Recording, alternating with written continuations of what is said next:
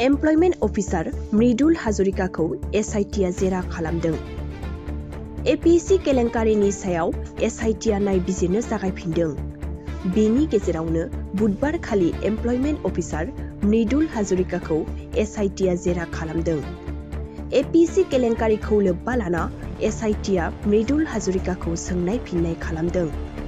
मिथिनो हानाय बादिब्ला एसआइटिआ समानजारि खालामनाय बादियै मृदुल हाजरिकाया बुधबार खालि सिआइडिनि मावख'आव थांनानै एसआइटिनि जेरा खालामनायाव मोगा-मोगि जाहैदों। मख'नो गोनांदि मृदुल हाजरिकाया 2013 मायथाइयाव एपिएससि आनजादखौ उथ्रिसार जानो हादोंमोन।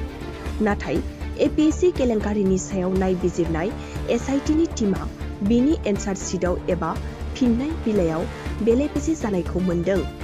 बेनि बागैनो एसआइटिआ मृदुल हाजरिकाखौ जेरा खालामदों।